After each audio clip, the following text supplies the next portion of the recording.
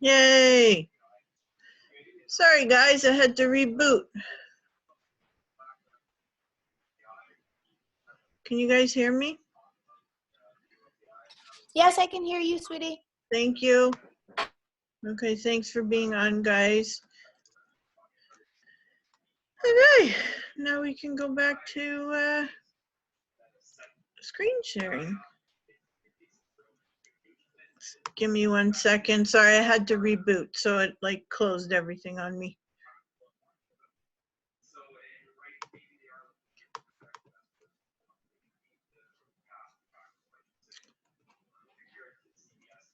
Okay. Now we can go back here. This share screen. Okay, you guys should be seeing this screen now. Okay. Let me just close some stuff here so I don't have so much open.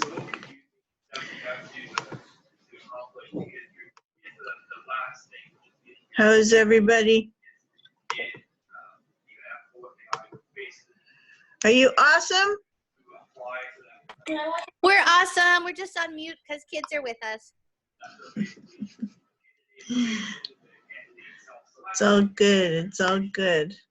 Just waiting for Eni to come on. She'll be here in a sec. And opening what I need. Okay.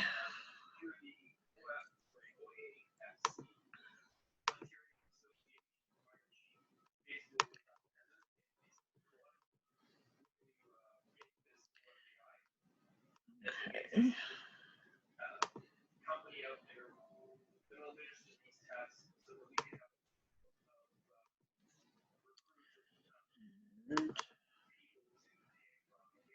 This. Oh, and he's there. Okay, awesome.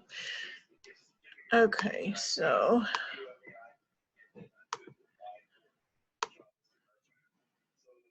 Okay, I'm just looking for all my control-y thingies here. And show grid. Okay.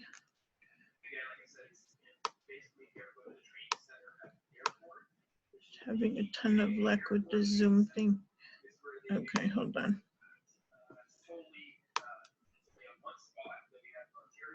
Okay, so you guys should be seeing.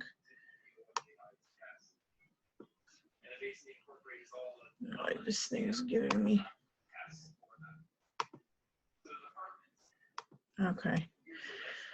How is everybody? You're good?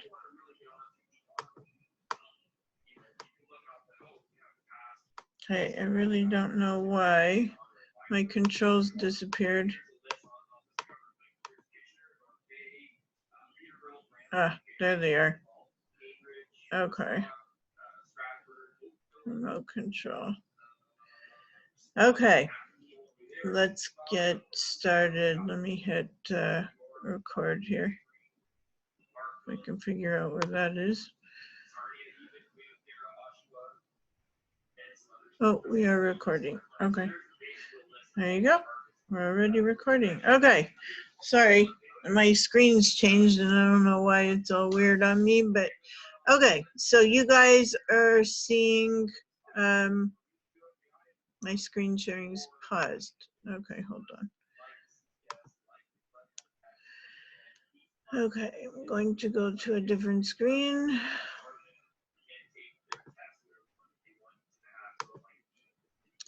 Okay, you guys should be seeing a new screen now. Are you seeing the Market Watch screen? Yep, yep. Thank you. Okay, awesome. So a little bit about me, just so that you guys know who you're listening to. It's Randi Goodman. I am a real estate professional with Harvey Callis Real Estate. I am also Trade show and conference producer, book writing and publishing, which I've scaled back on both quite a bit in order to focus more on real estate. And I'm super excited about it. I've been investing for more than 30 years and love helping people, as we all know. So to be able to share with you guys as far as real estate goes is my privilege and honor. Can you see the whole screen of that image? Yeah, okay. Okay, so I'm gonna start you off and then I will introduce Honey who will take over from there. So as you guys can see, 2019, you know, was quite a year. A lot of activity evolved during that year. Many home buyers were on the sidelines because of the new mortgage stress test and relaxing it, people start coming back into the market. So you can see a change in the spring of 2019, which I'm not showing you here. I'm just showing you the overall. But there was a strong regional economy with the declining mortgage rates over the course of the year, and it allowed buyer confidence to start to renew. And you can see that sales were up 12.6% over 2018. So that started to look really, really good for us. Then on the new listings end, sales were up, but listings were coming down. They're down by 2.4% year over year. For the past decade, annual new listings were largely holding despite the upward trend over the previous year. Over the last 10 years, we've had a supply issue, which people are probably aware of. A lack of diverse supply of ownership continues to hamper housability. So a strong sales increase up against a decline in supply and tighter market conditions translated into accelerated price growth with the demand. So you see the prices going up, which kind of generally go up over the years, but this was quite an increase. So then they expected a further growth increase if we didn't have any supply relief. So if they don't start building more, we're gonna, you know, have prices going up again. But of course, the government is working on trying to improve that situation and bring more affordable housing in. As far as the selling prices go, it's been gradually increasing 4% over 2018. So what will the future bring? We don't know. So, so you guys can see a Treb housing market chart now. Can you see that? Just nod. Okay, I don't know if you're seeing it or not because I'm not getting a response. So I'm going to assume you are. We can see it, honey. Okay, You can see it, the Treb housing market. Yeah. Thank you, honey. So as you can see on this chart, the average home price is still holding still. So if you look in April, which is down on the bottom, and the orange is reflecting 2020, the blue 2019, the green 2018. You know, of course, 2016, 2017, we had the crazy spike, so that's why that gray one is so high. But you can see like 2020, 2019 are still equal, right? We're still 0.1% over where we were last year as far as the average resale price. So you know, the sales prices haven't changed that much, despite the fact that the listings are down and sales are down in accordance with that as well. So it kind of goes hand in hand. And so, you know, you can see January, February, March, the listings are increasing, the sales are increasing, you know, everything's looking better. And then the last 2 weeks of March, we've got COVID. So even with COVID in the March numbers. Those are still amazing numbers, still rising over February. So, you know, you come into April and you see a real reflection of that, where the listings were still the same because they're carried over from before, but the new listings were down. And the sales obviously had a huge impact because people went, uh-oh, what's going on? So now the homes are sitting on the market longer. So, you know, it just goes hand in hand. So, and I go on to the next one. Okay, so here with the new listings, you can see that, you know, if you look in April, you see that huge drop. The orange one is 2020, a huge drop in new listings, right? So, but they are week by week starting to come back up, and people are starting to come back into the market. So we are expecting May to look better, of course. And then we come on to my last one, which is just really comparing April. So April sales were down 67% from last year. You know, clearly we have COVID. We didn't have that last year. But again, you saw the January, February, March trend. The trend was going way up. So things were looking really good for the spring, and then COVID hit. So here we are. So you can see that they're down 66.2% from, you know, compared to March. And we got hit in March as well. So listings had a huge decline of 64.1% over the same month last year. So we're comparing April to April. And of course, we're hoping that, well, we know May will be stronger. People are starting to come back into the market, and they're starting to make a little more movement as the government starts to open up more businesses to do business with us. So that's it for the market stats. And of course, if you're interested in more information or have any questions or want an evaluation on your home or just have general questions, that's fine too. Commercial or residential, I'm happy to answer them.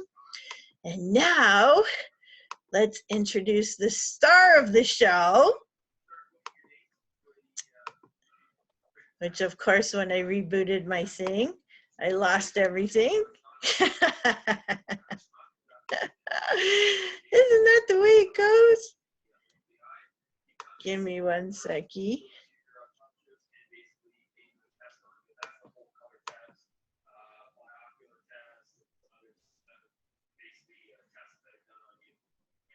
Okay.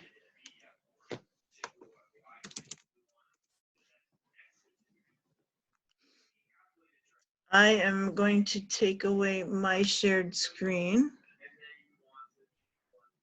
so I can figure out where that went.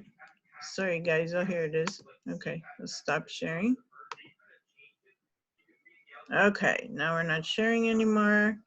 Give me a momento. Are there any chat comments? Well, my thing's coming. It is being recorded. Yes, yes, yes, yes. Sorry guys, my computer is like not happy today. It's just propagating and propagating. So my apologies. This thing shut down on me.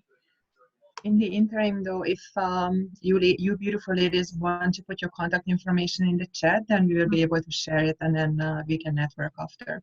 Yeah, Okay? definitely. So so. Thank you. Thank you, Eni. Okay, here we go. So Eni, beautiful Eni, is an award-winning financial doctor. So she's not just a financial doctor, she's an award-winning one. She's RBC's top financial specialist in Canada. She worked over 10 years in the world of investments, managing portfolios of millions of dollars when a car accident changed her life. Her journey has brought her to a massive realization. Investing alone is not doing the trick. We have to look at people with a holistic fashion, and Eni definitely does that. And she has been extremely successful in what she does. She is very passionate. She's very heart-centered. For those of you that know her, for those that don't, she's just an absolutely beautiful lady who just loves to really look at the holistic person. Never pressure, never pushy. She's very much a good listener and really truly wants to help people. So please help me welcome Eni. Thank you so much, Randy. Appreciate it. Oh, thanks for the claps. Same for you all. Okay, thank you so much.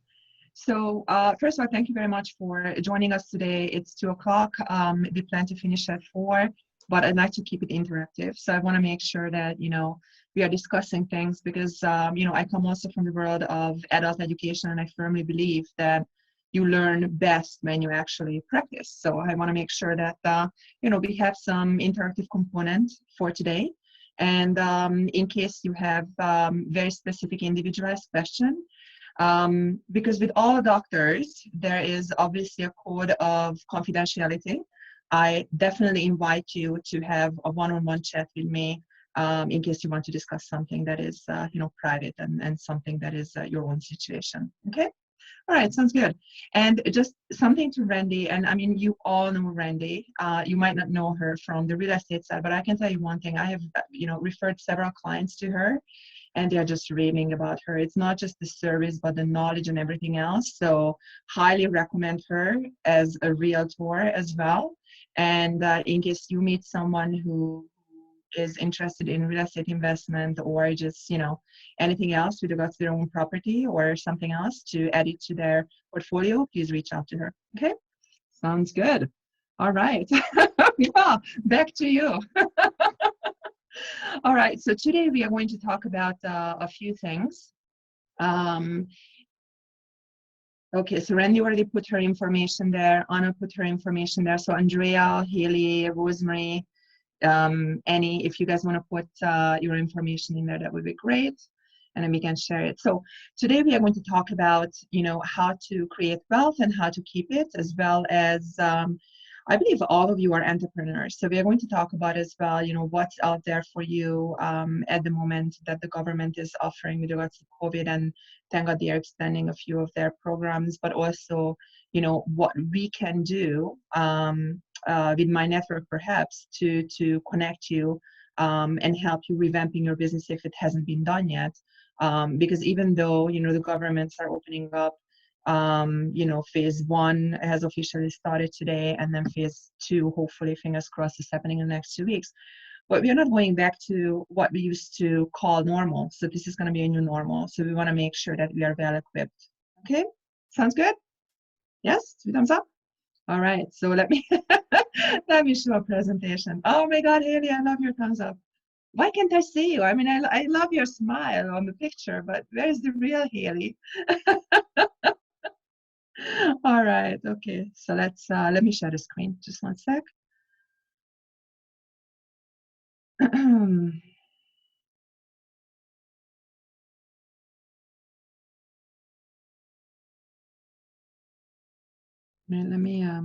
Let me close these lovely Word files that I have.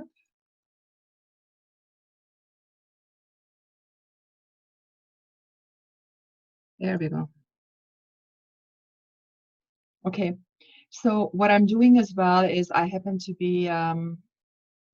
have completed my coaching certification with the Bob Proctor program through my fabulous business coach, Noel Warren. And what I do, with my clients as well as with my teams, I always like to understand, and that's part of the holistic solutions, where you are today, where are you heading to? So I like to understand your goals, and then we are able to create the blueprint to actually get there. So I like to actually start this presentation with some awesome quotes, and I know that Randy is big on those because she's posting every single morning. Kudos to you, girlfriend. I really love that. And you also mentioned today with regards to real estate, you don't know what the future brings. Well, we know one thing for sure. The future belongs to those who believe in it. So make sure that you believe in your dreams. Don't give it up, and make sure that those dreams are crystal clear. because just like a GPS that requires an exact address, those dreams, when they are crystal clear and they become basically your burning desires, they can actually propel you and motivate you to get where you need to be. All right, so far so good. Let's look at this. So we need to understand first a little bit about economy to understand where we are and how did we get into the situation where we found ourselves before COVID. So let's talk about that for a mere moment. Randy was talking about, how real estate has been, growing steadily, and there is actually a reason for it. So when 2008 happened, and who wouldn't remember what happened in 2008? Actually, we remember the housing market in the US, the bubble bursted, and then all the markets crashed. And actually, the reason why the markets crashed has something to do with, I'm going to be harsh with this word, but it has something to do with greed. So lending institutions prior to what happened, they were having mortgages for one particular property, and that's what it was. But then they realized that, people are refinancing their mortgages, and it takes, anyways, even if they don't refinance 20 to 30 years, that they are paying it back. So decided that let's be more lucrative and get more than just the interest rate from the people who are borrowing the money. So they were literally cutting up those mortgages, and mortgage-backed securities were created. And that's how they became traded on the markets as part of mutual funds. We are going to talk about in a mere moment what mutual funds are, so please bear with me just in case you need a little bit of clarification. But the bottom line is that because the housing market in the US crashed, that's why the markets crashed as well, because now there was a component of real estate involved in that. So what was then the reaction? Back in 2008, interest rates went down, which were fantastic for those people who decided, what, this is the time to rack up on real estate and buy more. That, I'm telling you, that was definitely the time, because you literally were able to borrow under 1%. And this is just unheard of. It hasn't happened since. But then, once the interest rates were down for 10 years, the central bank decided to starting to raise them. At the end of 2017, and basically between the end of 2017 and 2018, there were 5 hikes. What did that really mean for people? Most people were obviously having variable interest rates on their mortgages or HELOCs. HELOC stands for home equity line of credit. So as the interest rates were rising, so did the minimum payment as well. If you look at these statistics, we see that the Toronto, or let's call it just the GTA, the average household debt is $466,000. Now, considering that, there are many people who are making a living of somewhere between 50 to 60,000, this seems to be a very large number. So if we look at it, that many people were already maxing out in terms of what they were able to pay, the rising interest rates really didn't help them. But it was meaning that really 1/5 of the people, which is 19%, were unable to pay more. Another fifth was able to pay maybe $50 more, another fifth maybe $100 more, but that was it. So what most people started to do, they started to put their credits on credit cards. Why is that an issue? I'm going to tell you why is that an issue. Because credit cards come with a very high cost of borrowing. Most credit cards start at 20%, well, 19.99, but there are credit cards with 30%. So let's assume for a mere moment, you just borrow, I'm just giving you an example, $10,000, okay? Out of the $10,000, the minimum, that is the interest, is $2,000 that you are paying as a cost of borrowing. You haven't paid anything back on your actual loan, so that's very expensive. Considering that the interest rate on your mortgage was only less than 1% before it started to rise, that's a huge impact, okay? So I'm going to go in the next slide where we are talking about, the different lending opportunities, but that's one of the aha moments when I work with clients to really see how we can restructure these things in terms of budgeting to make sure that we free up cash flow, because everyone can need more cash flow, right? Especially in the current situation. And that brings us to this slide, which is talking about the small and medium-sized businesses. So actually, Canada's economy is based on the backbone of how healthy small and mid-sized businesses are running. And quite frankly, that is the reason why Trudeau decided to support, the businesses through the COVID period, first with EI and then later on with the CERB. I really genuinely hope that each and every one of you applied for the CERB, which is the $2,000 that they started to give from April. And if you haven't done it, then please do so. You can actually do so through the Canada website, either through CRA or Service Canada, and they can actually give it to you retroactively as well. And in case you had any employees, then they are able to help you with that as well. And I'm going to talk in a mere moment as well what additional options are for business owners, but I really want to make sure that if you haven't utilized all of it, then you definitely do so. And CERB actually has been extended all the way till August. So just make sure that you're not rushing back in case you don't have to. You do whatever you need to do in a safe manner. Okay? All right. So let's look at budgeting, because this is the key and the start in terms of understanding where you are and how we can free up cash flow to create the extra wealth that you deserve. The funny thing is that when I go through this exercise with my clients and we talk about, okay, how much are you paying for mortgage, utilities, property tax, food, and so on, by the time we come to the question, do you save? They usually say, wait a second, I don't have anything left. And this is where I need to ask, okay, but wait a second, out of all these components, what is the most important? It is you. It is absolutely you. It's just like when last November we were brainstorming at Randi's, kitchen table regarding the gala, and at one point she says to me, you know what, you're helping everyone, but what are you doing for yourself? It was like a sledgehammer right in the middle of my brain. Like, you're right, you're damn right, girl. Like, what am I doing for myself? And that's exactly what I'm saying to my clients as well. Like, what is it that you're doing for yourself in terms of when it comes to financials? And the interesting thing is that back in the feudal system, people needed to pay 10% to their landlord. They needed to pay another 10% for their church and so on. And they actually had to budget from whatever was remaining. So if you really think about it, it might as well you are your own landlord, right? So why don't you just give yourself the 10% if you can, but at least start with something. Even if you just start with a $50 in a month, just putting aside, just do so, just to get into the habit. And then once you see that it starts to grow for you, that gives you honestly the emotional satisfaction that you want to do more. And we can take it offside in terms of how we find that money. And no, I'm not working for Scotia, but every single time I find money for people to be able to start their wealth, because you really are richer than you think.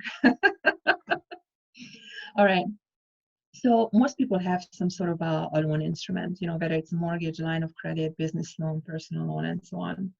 And especially right now, in case you have been in business before, all the major 5 banks are actually offering business loan in such a way that that it's at 0 interest, as well as some of it will be forgiven. So let me tell you, for instance, from the RBC perspective, because that's what I can really talk to since, I'm under the RBC umbrella.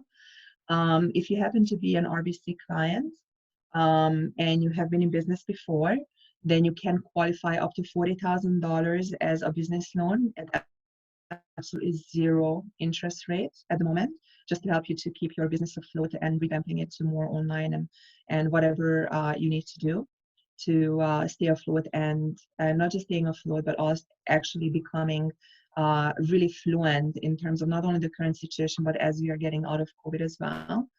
And if you are paying back 75% of it by the end of next year, you are forgiven 25% of it. So that's $10,000. It's just given to you for free. So just wanted to bring it out to you because not everyone is aware of it. And in case you are a client of another bank as well, just ask them as well, what is their program for business owners? Because all of the big 5 banks have programs at the moment. Okay. Now on that note, this is not to amalgamate in your other credit card debt or whatever else that had nothing to do with your business. So you just really need to understand, what is the interest rate, because the interest rate is nothing else but the cost of borrowing. So if you pay too much for the borrowing, then we are never going to get ahead. So we need to refinance it. And this is when, we also bring in, mortgage specialists into the discussion who can perhaps look into your situation of, how can we perhaps refinance that mortgage, or maybe we can add a HELOC, a home equity line of credit, or something, just to allowing you to paying it back sooner, and maybe also start saving on the side. And then something else that I'd like to point out, you need to be aware of your credit score. Unfortunately, there are a lot of phishing emails, and I have met people who were victims of fraud. And so you need to have ideally at least once a year checking your credit score. But there are actually programs out there, applications that you can just simply install on your phone, on your smartphone. And one of them is Mogo. It's spelled MOGO. And Mogo is helping you with the monthly credit score monitoring. It's a soft check, so it's not going to negatively affect your score, but at least you are able to see if there is anything that is an unusual activity, and then you are able to immediately make some corrections. And also, in case this is an issue for you, then speak with me offline, and I can share you some tips and tricks in terms of how you can start increasing your credit score over time. Because even if you are, let's say, in your mid-high 400s, I'm able to show you how you will be able to increase it well into the high 700s, which will significantly improve your opportunities for qualifying for mortgages and then buying properties, if that's that's your goal. Okay. All right. So far, any questions? Everything is good? Thank you, Haley. Awesome. Very good. Okay, so those of you who have small children, and I know that Haley, you do have kids.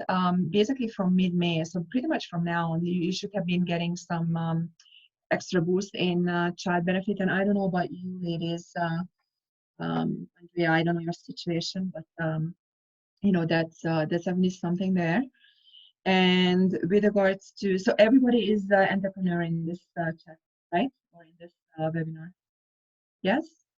Okay, so let's not worry about the EI because it's obviously not something, but the CERB, the Canada Emergency Response Benefit Plan, is giving $2,000, up to $2,000 every 4 weeks, and they literally just extended it till August. Initially, they were hoping to do it till mid-July, but they just realized that opening up the different waves of after COVID is needed to be done in a little bit slower than anticipated.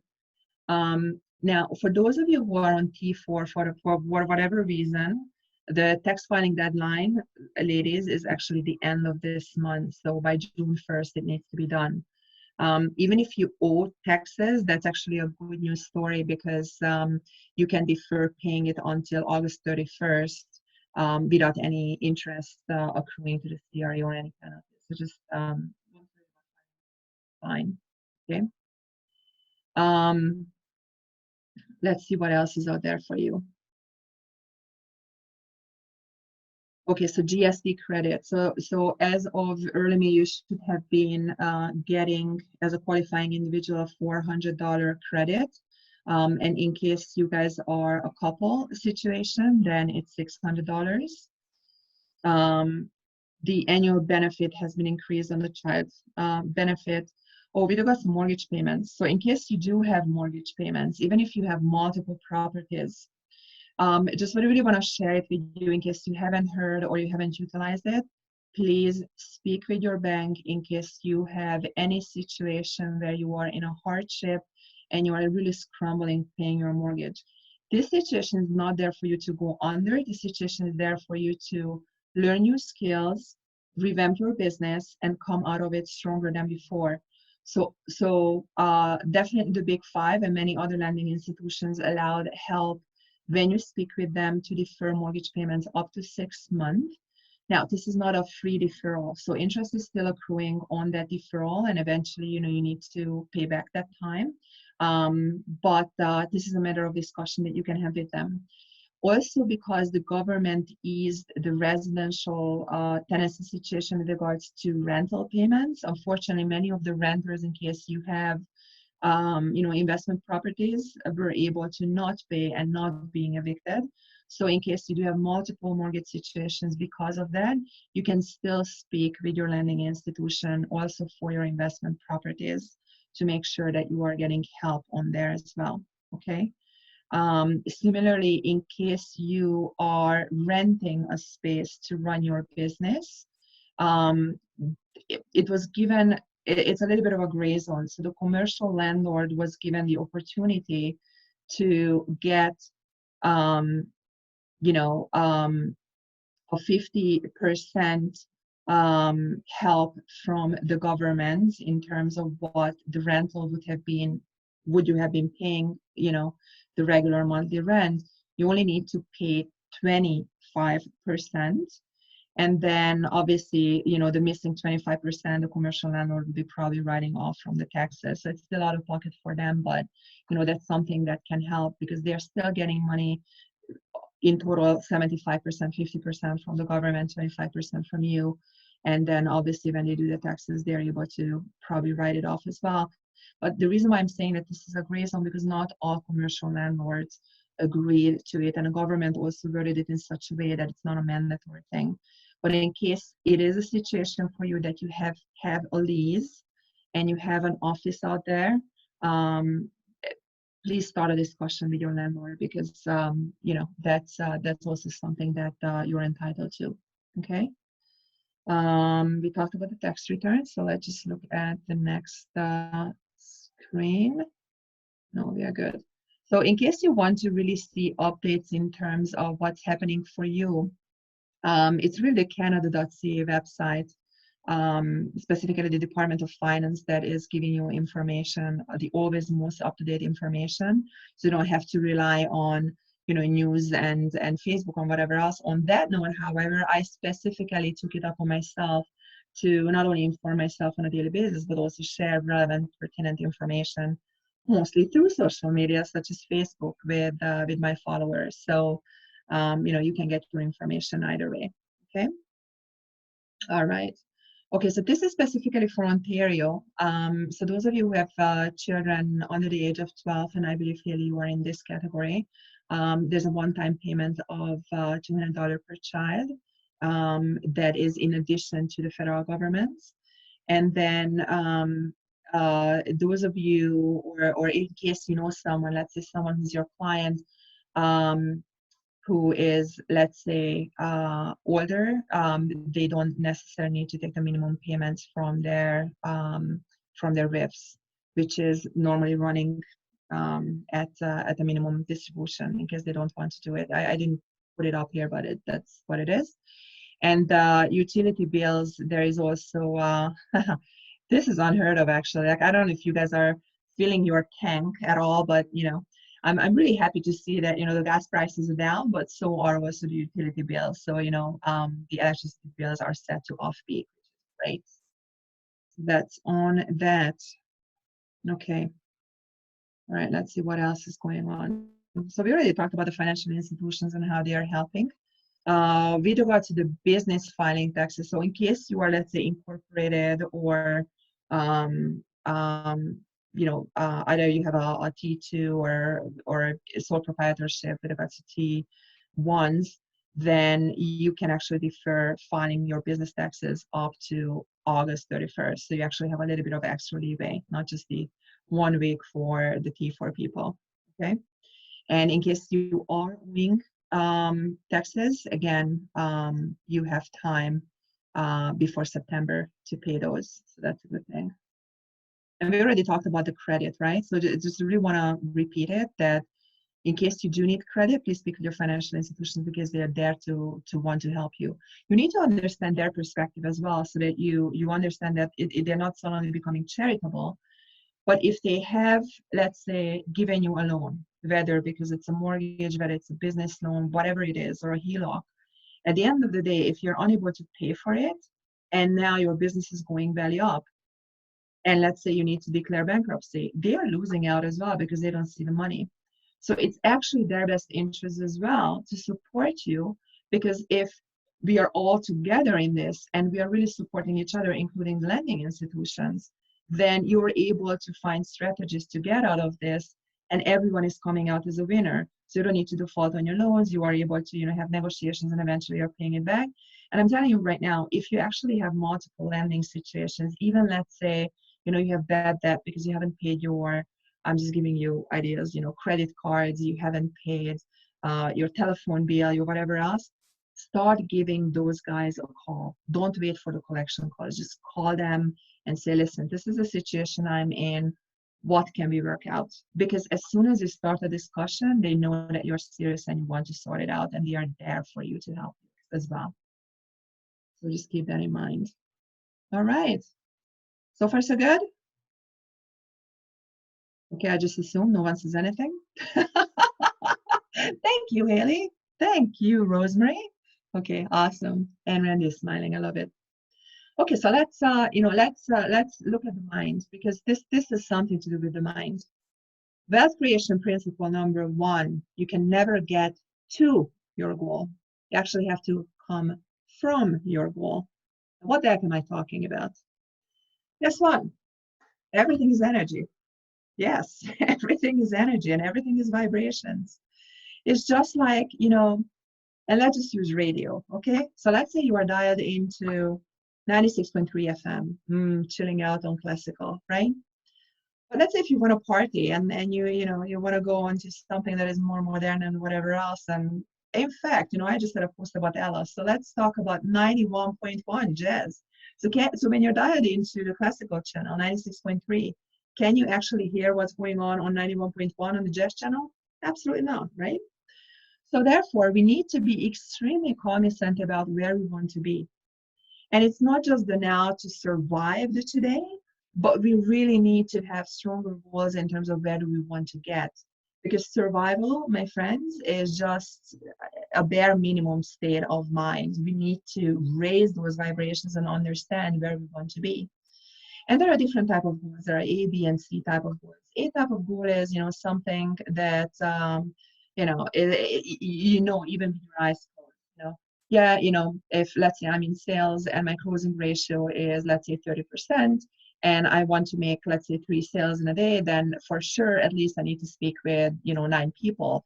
And then again, how do you get those 9 people in an appointment? Then again, what is your actual face-to-face or right now, online situation? How many people are actually showing up? So then you need to make so many phone calls and you need to put yourself out there. But in case you understand it, it's very easy for you to follow that system that is your own system and get there. A B type of goal is more on, it's stretching you a little bit, but you know how to get there. So let's assume for a mere moment you want to become a mortgage agent, and you know that literally within 2 weeks you're able to get that license, and you know which course you need to take, and then you can do it and you operate from there. A C type of goal is something that is truly, truly, truly stretching you. That's something that is allowing you to actually grow. And that needs to become a burning desire. When you have that, that will propel everything for you to actually get there. There's one book that I really appreciated, and it's called The Slight Edge. And it's actually talking about that at every single moment in life, you have at least 2 choices that you can make out of any situation. And based on whichever choice you made, again, you will come to another branch where you have to make another choice, and so on. And depending on whichever choices you make, you can either sabotage yourself or you can propel yourself towards your goal. So I highly recommend everyone that book. It's called, again, The Slight Edge. But let's just look at what I'm talking about when I say that you have to come from your goal, right? So Albert is definitely someone that I admire. And Albert specifically said, and he's a Nobel Prize winner in physics, so we have to believe, and he says that everything is energy. And all that there is to it. Match the frequency of the reality you want, and you cannot help but get that reality. It can be no other way. This is not philosophy, this is physics. So what we need to understand, yes, in the 3D system where we are living, we think that, yeah, this is reality. But here's the thing, my reality is completely different from, let's say, Randy's reality or Haley's reality, and so on. So we all have our own realities, we all have our own perceptions and our own goals, and there's nothing wrong with that. In fact, that's fantastic, because that keeps us unique, and that keeps us being able to actually work together and help each other to grow, right? But we really need to be cognizant about what is our reality, and at the same time, what is it, how we want to actually improve it. So, once we do have that burning desire, make sure that you actually write it down. And the reason why it helps to write it down, because now your brain is working in such a way that you don't just, formulate as a wishful thinking, but you actually write it down. So now you take an action with it, and now it becomes more correlated with your own core.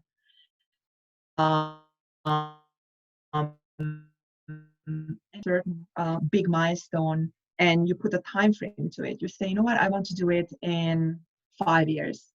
Then you just have to reverse engineer it. Okay, so then what do I need to do on a yearly basis? What do I need to do on a monthly basis, weekly basis, daily basis? Simple as that. The only thing, ladies, that we can control is our activities. We cannot control time. Time is happening whether you do something or not. The only thing we can control are activities, and that's something that you are fully responsible for. I know we are a little bit off the financial topic, but I really want to make sure that we all understand that this is absolutely part of it. Like, if your mind is not in the right space, there's absolutely a way that you can create health. That's why I like to include this as well, so bear with me. So when it comes to self-worth, I'd like to actually stop the sharing and like to keep it interactive. And I actually would like to ask you to unmute. And how do I stop the sharing right now? 1 second. Oh, here we go. Stop share. And I'd like to actually play with this, okay? What is this? Someone unmuting and saying? $20 bill. Thank you, Haley. Appreciate it. So what is it worth?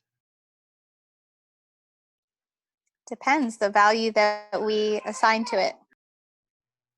Okay, correct. But right now, the hard fact is whatever you can buy with it, correct? Yes? Yes. Okay. Now, what if I just put this $20 bill, let's say, in a cupboard, and I close the cupboard and I forget about it, and I find it 3 years down the road? What is it worth at that time? It's still $20, but now you can buy less with it. Why? Because of inflation. Yes? Okay. Now, also what the if interest I that we missed out if we would have invested it 3 years earlier. I love you, and that's the next topic. Oh my God, you're running ahead. Mwah. Correct. So if I actually would be investing it, then it would be growing. So now I would be able to increase its value and what I can do with it. Yes, absolutely. And then the last scenario, and I'm going to bring it back to us as well, but I just really wanted to make sure that we understand it on the money, because everybody understands the $20 bill. If I would be scrambling it, I'd be throwing it down on the floor. I would be vulgar and step on it and maybe even spit on it and whatever else. What would it be worth? Nothing if you don't value it as tender.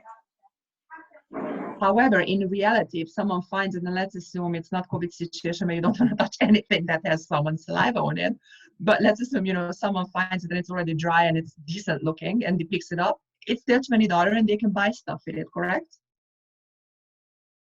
Yes? Thank you. Okay, so let's bring it down to us, okay? So the first scenario was when we put the $20 just simply in a cupboard and we forgot about it. And this is, I'm literally bringing it down to COVID. Those people, and I hope none of you are in that category, but if you are, don't feel bad, there's still time to change things. Those people who were just waiting it out and it's like, oh, this is my time to chill and whatever else, you are that $20 who's in the cupboard. Those people who were utilizing this time to actually revamp themselves, improve themselves, either because they were taking courses, they were listening to seminars, they were wondering about how they can do their business better, they were connecting with other people, networking and so on. They were actually investing in themselves, and they were investing in to become winners, right? And become stronger than before. But those who just, were kind of floating around, those were the $20 in the cupboard, and now you're losing out on your opportunity to serve others. And I'm sorry to say, but we have been born into this world to actually serve humanity and make a difference. So whatever is your service, whatever is your niche, whatever it is that you are doing for your clients, that's your special something. That's your special talent. You were given that from higher above. And you know what? People want to know about you because you can make a difference in their lives. So just make sure that you invest in yourself, and therefore you can create greater good for others. Um, so that's on that. Now, with regards to the last scenario where, it was pulled down into the mud, literally, it's not it's not something that you should take on yourself. And I'm guilty just as much as everyone else. I had a very hard last 2 weeks, and honestly, kudos to Randi because she was with me and she was helping to build me up. And quite frankly, there are things that are happening in our lives all the time. The question is, how do you deal with it? And at one point, you have to have closure and you have to put your chin up and move forward. And that's what it is. That's what it is. Because quite frankly, whatever happens, it's not happening to you, it's happening for you. So therefore, you need to understand how are you utilizing what you learn from it and move forward and grow. And that's all I have to say. Okay, sounds good? We are losing participation, so I'm hoping I'm not boring people. No, Okay. Annie, you're not boring. I keep my line on mute because the kids are very loud in the background. No, I know, but we had someone else as well, and that person is gone. I don't know who that was. She said she had to leave for another meeting. Oh, I see. Okay, good. All right, so I'm gonna share my screen again. But so far, everybody's good? Yes? Wonderful. Okay. Love it. Thank you, Andrea. Okay, so let's go back to my screen. Okay. Yeah, so when we are thinking about how can we truly achieve our goal, it's extremely imperative that um, we show some self-love. That's what it is. Because quite frankly, as long as you have limited or negative self-image, that will affect your results as well. Because that definitely does set the boundaries of what you can accomplish, both personally and professionally. Okay. And quite frankly, as long as your self-image is poor, it's absolutely impossible to reach your dream goal. It's just like you're not resonating on the same wavelength, right? Um, and I'm telling you one thing, it's not who you are that is holding you back, it's who you think you are not. Because quite frankly, we are all born with immense talents, and uh, I'm telling you, you can make a difference in other people's lives, and get those testimonials and put it on your web page, put it on your social media, put it on your post-it and on your mirror so that you actually see it in the morning and just feel good. Okay, because that can help to achieve greater good. And these are two of the masters of mindset training, and this is going to be the end of the mindset component of today. One of them is Tony Robbins, who is the father of the NLP, the neuro-linguistic programming, and I'm actually taking coaching right now just to understand that side of the coaching as well, because I'm already familiar with Bob Proctor, who's on the right hand side. But both of them are actually talking about decisions. So let's just talk about that. At any moment, the decision you make can change the course of your life forever, according to Tony Robbins. And then specifically, Bob is saying when you make a decision, you flip your brain onto a different frequency, and you begin to attract whatever is on that frequency. So let me just give you an example. Have you ever had the situation where you were feverishly looking for an item, and most people are usually looking for their glasses or even sunglasses, it doesn't matter. And you maybe were, yeah, or your phone, exactly, right? So you are, going by it multiple times, and you are still thinking, oh my God, where the heck is it? Even though the eyes are actually registering, it doesn't go into the brain because the brain is blocking with a different idea of the lack. Like, oh my God, I don't have it. So it's unable to filter in the have, okay? But as soon as you finally get your panic mode down and you are opening up your mind, suddenly you just realize, oh my God, that phone or that sunglasses or whatever it was all along at the kitchen table, and I was running by it 5 times while I was looking for it. So similarly, when you have a set A-type goal, the burning desire that you truly want to achieve, I'm telling you that opportunities will be opening up all along your way, all along your way. Despite setbacks, opportunities are opening up. The question is, are you ready to see them, and are you ready to go after them? That's all it is, okay? And a little homework for you, and we're not going to hold you accountable for it. You're responsible to hold yourself accountable for it. Just write down 3 aspects of your life, whether it's personal, whether it's business, professional, health, financial, doesn't matter. Like, pick just 3 and just write down what happens if I do everything exactly as is. Where will it bring you? Versus, what if I change something? What will change for you over time? Just do it. Just write it down, and then you will be able to see what you need to do for yourself. Okay, sounds good?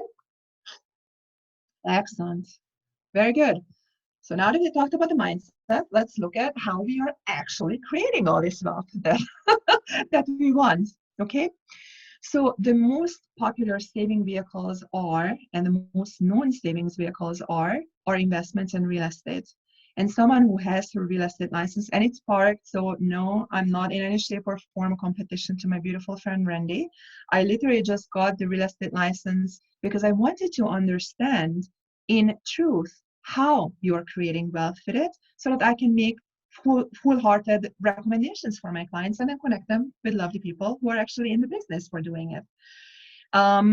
Investments are obviously something that should be liquid, and it should be able to access, or has different strategies, and we are going to talk about them in a mere moment. And with real estate is always going up on the long run. So, even if there are some fluctuations, and even if there is right now a situation where the tenant may or may not pay, this is temporary. This is temporary. So we shouldn't be, blinding ourselves like the horses of what is the now. We have to look at the overall picture. So what many people don't know, that you can actually create wealth with certain insurance products as well. And I'm going to lift the myth over them. And the 4th leg of wealth building should be creating residual income.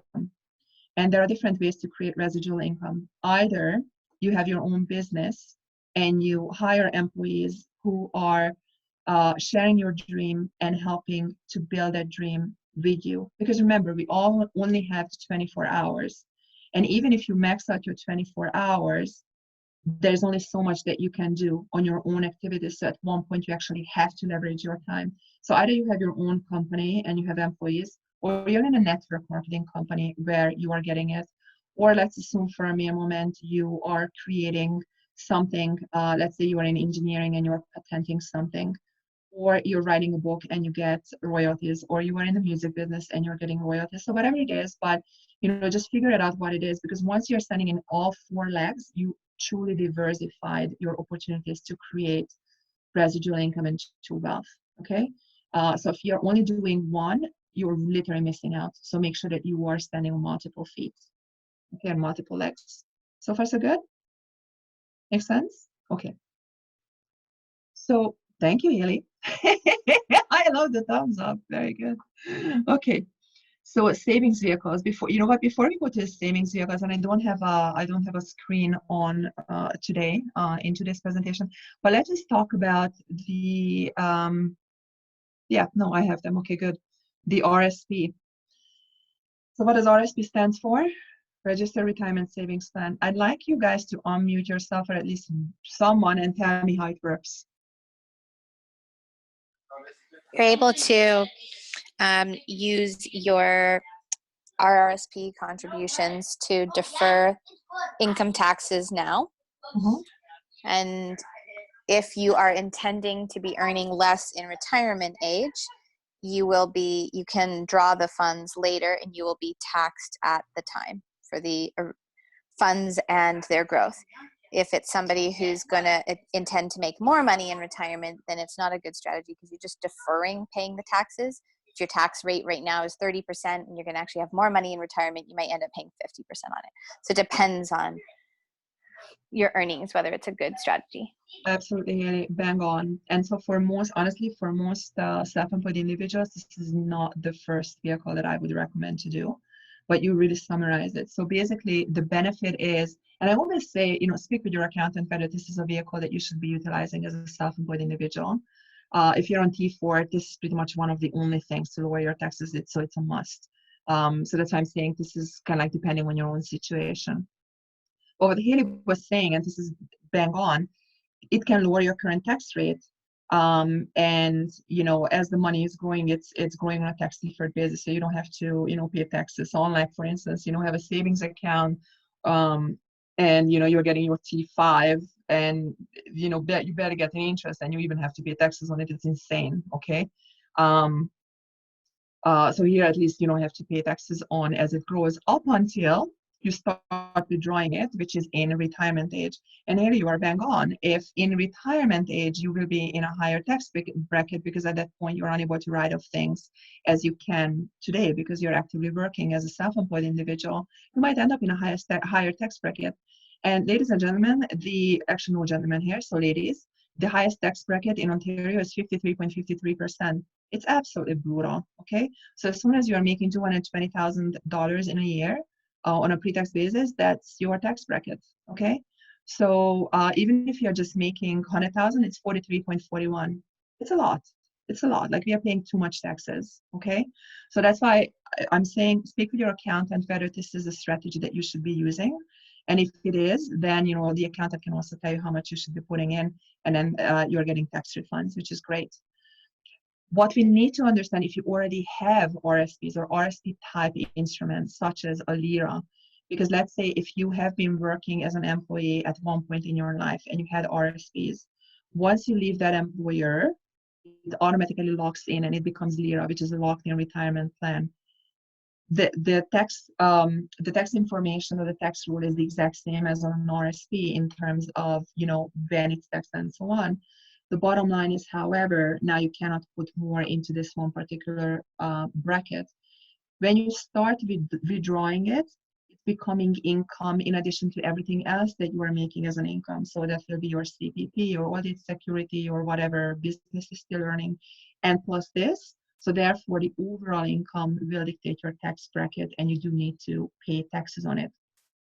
Once you reach the age of 71 in that calendar year, it needs to be converted, whether it's an RSP or a LIRA, it needs to be converted into a RIF, which is a retirement income fund. And now the government prescribes a minimum mandatory withdrawal that you need to do, either on a monthly or an annual basis, because at the end of the day, they want to see some taxes. And even if you, and this is going to be brutal, like even if you, let's say, pass and there's still money in this bracket, watch this. If you have a spouse, and it needs to be a married spouse, a common law is not a valid spouse for this particular tax law, okay? So between a valid spousal relationship, the RSP or LIRA and so on, or RIF is transferring tax-free, okay, rolling over. But if you don't have anyone, and let's say it's just going down to the next generation, aka your children, the people that you truly care about, I have bad news for you. Whoever is filing your final tax return will need to declare anything that is still in this bucket as full income. So just as I said, if you still happen to have, let's say, 200,000 sitting in this, and you have made an additional 20,000 on something else, guess what? 53.53% is going to the CRA. That's painful. So that's what I'm saying. There's nothing wrong with this bucket as long as you understand how you are utilizing it right now to lowering your taxes. But this honestly should be the first bucket that you are using up once you're in retirement because of the tax laws around it. Okay, so just know it. Okay. Also, something else, if you need to actually access money prior to retirement age, then not only the regular income taxes will apply, but unfortunately penalty taxes, and Ontario is brutal on it. Even if you just need to take out 15,000, 30% penalty tax applies. Too much, okay? It's too much, so just know that, okay? And that is why I was ecstatic when 2009, the TFSA came along. So that was actually the, at that time, federal government idea to create something where the money is going tax-free, not tax-deferred, tax-free. So can someone give me a little bit of a rundown in terms of how TFSA works? Kelly, do you want to be Sorry for the background Yay, noise. you. I have two very cute people here. So a TFSA is a tax sheltered account in which not only is the money that you put in, so the money you put in is your after tax dollars. It does not cause any tax deferral at the moment. But what's awesome about, like amazing about the TFSA is that any growth is tax free.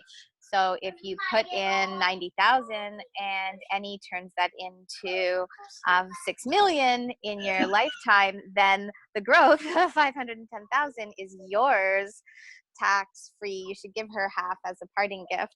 But I was very excited when the government announced the TFSAs, because finally it's a place to, you know, really work with a professional such as yourself, learn how to steward the wealth well, and then keep what you grow.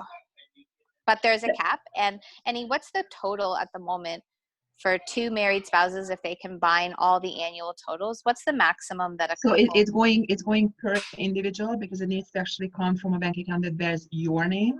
Mm-hmm. So it's per person. It's 69,500 for this year in total.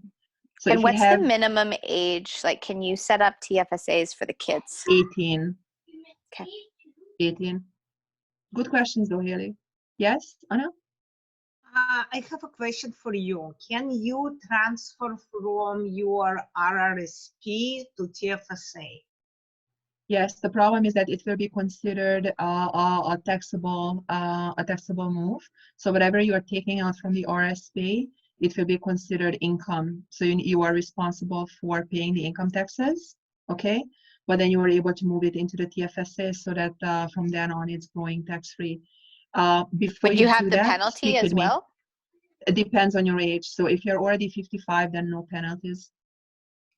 Oh, so if I am my retirement age, I can start transferring it, right? You can start transferring it, but the regular income taxes will apply. Haley, I know that you're not 55 yet, so in your case, there would be penalties applied.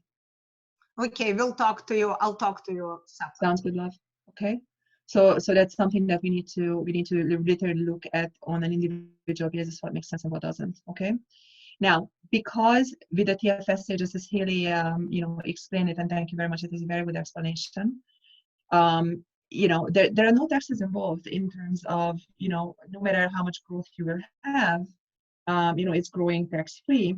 The only stipulation is that you have to be at least 18 before you start it. No, let me explain. So for instance, in this year, whoever turns 18 in 2020, even if they turn in December 18, for the entire year that they have the $6,000 that has been announced as being the room for this year. Okay, so it doesn't matter when you were born in the year, as long as in that year you turn 18, the full room that was announced for that year you are eligible for. So because they started back in 2009, whoever was 18 at that time already, the cumulated room is now 69,500. Okay, now that's not what has been growing into, it's just your own contribution. And just as Haley said, if it has been turned since the interim into, let's say, $250,000, then good for you, and this is all yours and it's all tax-free. Okay, and because when you access the money, it's not considered income and it doesn't trigger any taxes, you can utilize it as a short, mid, or long-term savings vehicle, unlike the RSP that really is a long-term vehicle. Okay, makes sense? Sounds good? Eni, can you share with us any updates on what products are there any new developments on what can be in a TFSA? Like, I know in the past, some real estate holdings could be, what can you put in it and what can you not put in one? Actually, to my understanding, for the TFSA specifically, it needs to come from your own bank account. So no, you cannot put real estate. What you can do with regards to real estate, because if you have a self-directed account, that's the RSP, where you can have certain tricks and even mortgages and whatever else. That's the RSP. That's not the TFSA, love. Okay. And from the TFSA account, so like I have a TFSA account that is underutilized, let's just admit the truth. How do you purchase investments from it? Because you don't just draw the funds out, everything is purchased within it. So they're all registered investments? Okay, so both the RSP and the TFSA are registered. Registered simply means that the government is prescribing the rules around them in terms of the limit how much you can plug in, as well as how the taxation is running around them. But with regards to, these are just your vehicles, right? So meaning whether you're driving a Honda, whether you're driving an Acura, whether you're driving a Lamborghini, at the end of the day, each of these will need fuel. And that's going to be the next slide. So I'm glad that you are already thinking ahead. And that's why you are a very fantastic entrepreneur, because you're always 1 or 2 or 5 steps ahead of everybody else. But we will be talking about what is the fuel that you're fueling into these vehicles so that you can actually run with them. Okay? So I will be talking Awesome. about it, I promise. Okay? Okay. So far so good with these two? Okay, the next one is a non-registered account. So honestly, if you guys are self-employed, probably my first recommendation would be the TFSA to start with. And if it's underutilized, then we can look at your budgeting and see whether there's something that we can find and bump this up. Once you have really maxed out your TFSA and anything that your accountant recommended to do specifically for RSP, honestly, the next best thing that you can do when it comes to investments is utilizing the vehicle of a non-registered account. And why? I'm extremely happy about how it's working. Let's assume for a mere moment, in your business, you're writing off a lot of things, and on paper, you're running a loss. Okay, so also with real estate investments, you can end up with capital loss. Ideally, you should be having capital gain, but it can theoretically happen, right? So there are different ways to run on paper a capital loss. So let's assume then that your investments are creating a capital gain. That's the time when you want to actually file the taxes, because the minus and the plus, what are they doing? The tax obligation will be a big fat zero.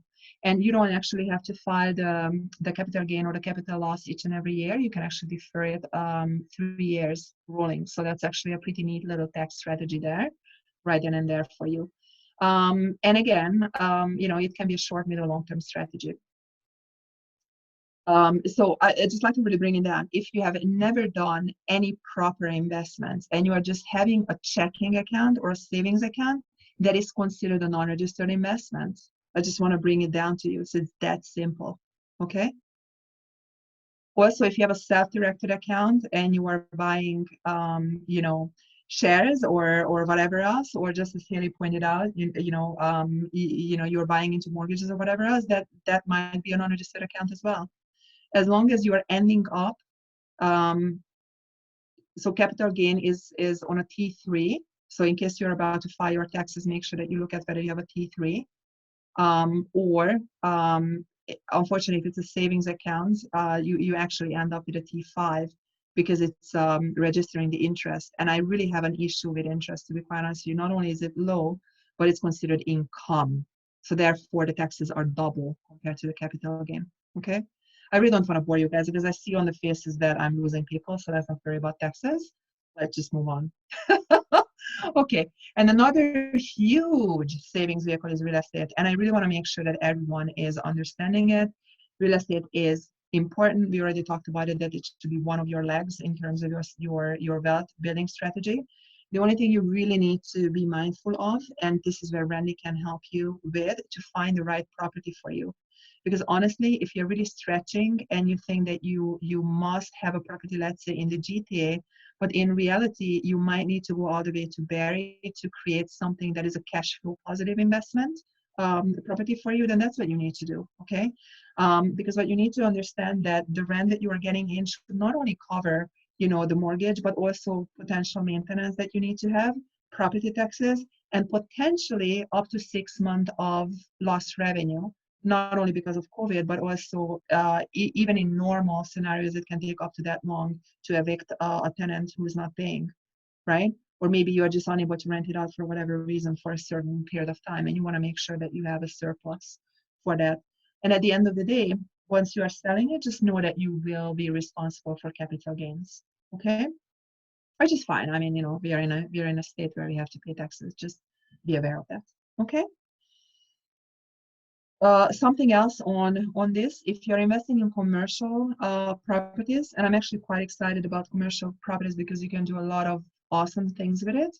But when you're writing off the capital cost allowances, the CCAs, Just make sure that before you sell it, maybe you actually want to bulldoze down the property to have a complete loss, because otherwise the CRA is going to recapture all the CCAs on you in case you sold it for higher than what you bought it for. Just saying. So just little nuggets of Annie, understanding. could you repeat that one more time? I got your attention, yay. Let's assume for a mere moment you are buying a plaza, okay? You're buying a plaza and you are paying, let's just keep things simple, $2 million for it, okay?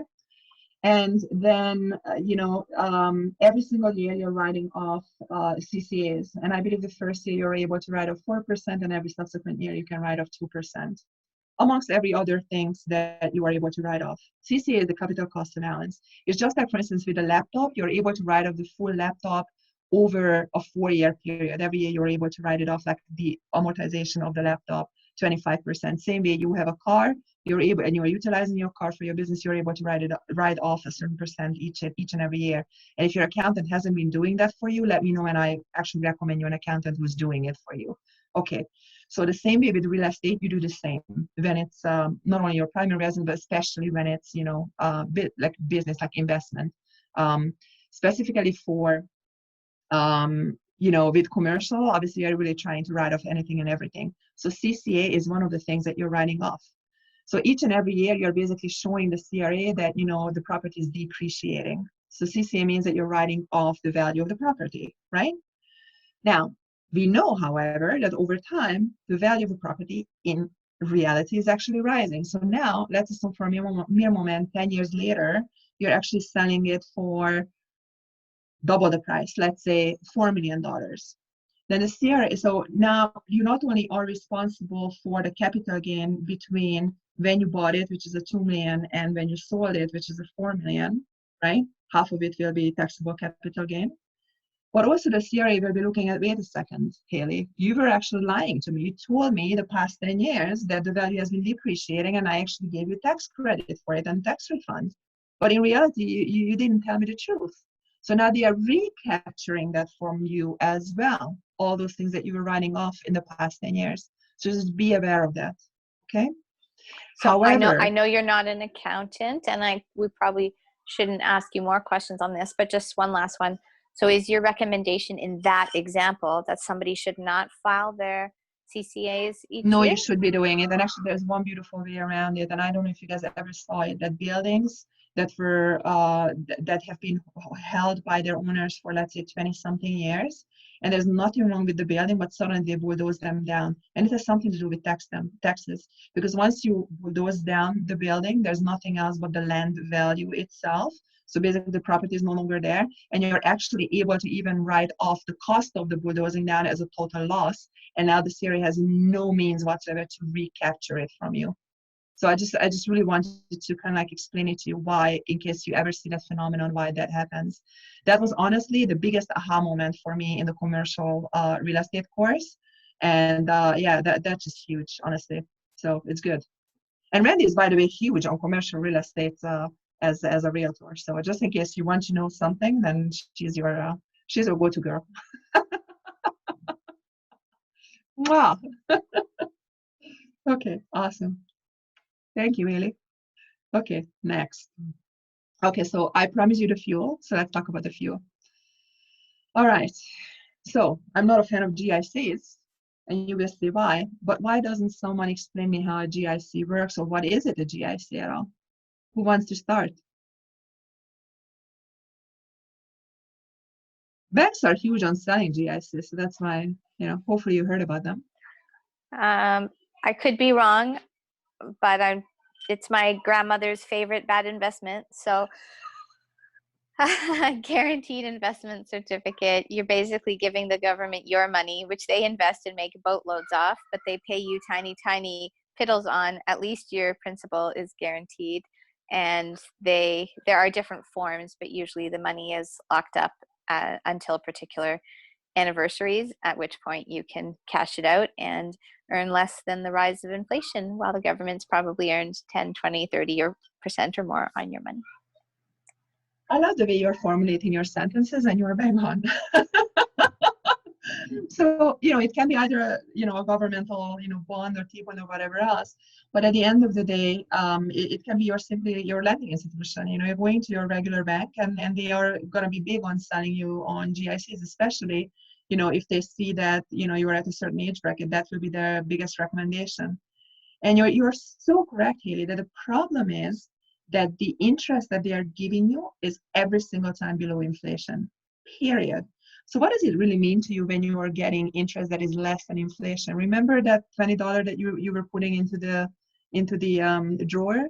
So now you can buy actually less with it by the time you are accessing it. So you depreciated the value of your own money, okay? So no, it's not helping you in any shape or form. Also, you mentioned that the principal is guaranteed. In theory, yes, as long as you are holding on to that certificate until it matures. But what if you need the money prematurely? Because last year in October, we had those windstorms and people were losing their roofs and they needed new roofs. What if now you need to have emergency funds and you need to now access it? Guess what? You're actually breaking that contract. You're breaking your word. And now you are accessing it prematurely. So not only are you not getting the interest that was promised to you, but because you access it prematurely, there's a penalty involved. Remember one thing, when you invest in GICs, you are the lender, believe it or not. You lend the money to that lending institution, and just as Haley pointed it out, they now know that they have a certain amount of time that they can invest it and they can earn money on it. So therefore, when you break that contract, they lose out on that opportunity, and that's why they penalize you. So no, it's not a good idea.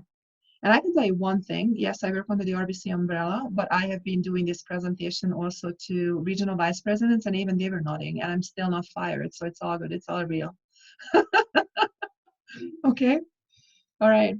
So let's talk about mutual funds because they are more prevalent and more known in the industry. And before we go there, let's briefly touch base on shares or stocks. Okay, because they're the forefathers. And just for the interest of time, because it's already 3:23, I'm going to talk about them. Okay, so shares or stocks, and those are interchangeable words. Basically, you are buying, so per stock, you're buying into one single company, okay? So if you buy Manulife shares, then that's the only company that is represented. If you buy Yves Rocher, then Yves Rocher. If you buy Microsoft, then it's Microsoft. Apple, doesn't matter, right? Just one single company is represented. Why is it an issue? Because if you happen to bet on the wrong horse, then all your money can go down. Look at what happened with Sears. So look at what happened with Nortel. Those people who invested in those companies, what is the value of their investment? A big fat zero, none. It's wiped out, okay? So what is dictating the price of shares? A lot of things. And ever since we have Trump as the president, things are happening in an unprecedented way.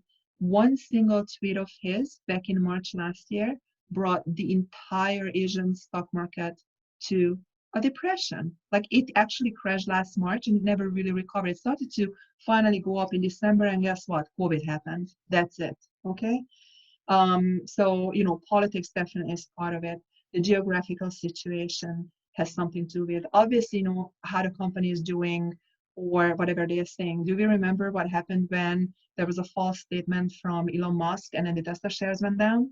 So, and of course, obviously, demand as well. It's just like with the housing market, when there's demand, then the prices are going up. Same idea. When there's demand here, prices can go up. So I'm going to give you a scenario that is a little bit, it needs to be tweaked, but so that you get an idea. Let's say, shares or stocks are traded on the Worldwide Stock Exchange. So everything starts in Tokyo as the sun rises, and then as the Worldwide Stock Exchange is open towards the west, they are opening up, and they're traded in real time as we speak. Okay, so between 8 and 4 p.m., like 8 a.m. and 4 p.m. So let's assume for a mere moment, Big Joe, who is our big investor in London, England, is waking up one morning extremely early, and he's watching what happens in the Asian markets. And as soon as the London Stock Exchange is opening up, he decides to invest in 3 companies and buys large amounts. The minimum investment, by the way, for you, in case you want to buy something, is a block of shares. Block means 100. So you can't just buy one just to try it out, okay? So now Big Joe is obviously not going with one block. He's going with, large units, like large amounts, and he's investing in company A, B, and C. What does it signal to the stock markets? Oh, maybe something is going on because now the price is starting to go up. So people are jumping on the bandwagon just to find out that just at 359.59, Big Joe is selling out all his proceeds because he already made his gain. And what will happen with the stock prices? Boom, it's going down and everyone else is losing. Now, in the interest of honesty, this is not possible because when you have a trade, it's 3 days before it settles. So really that one particular stock you cannot sell the same day. However, because there was appetite to do just this, the industry actually came out with futures and options. So actually you can buy stuff that is not even there yet and sell it when it's not even there yet. So what I depicted as a scenario is actually happening. And I personally have been working with one of the international business law firms who is putting all the options first through their review before they go to the Frankfurt Stock Exchange. So I've seen it firsthand how it goes, okay, and what's behind it. It's big boys game. And I'm using the term boys because I'm telling you that this is an extremely male-oriented field.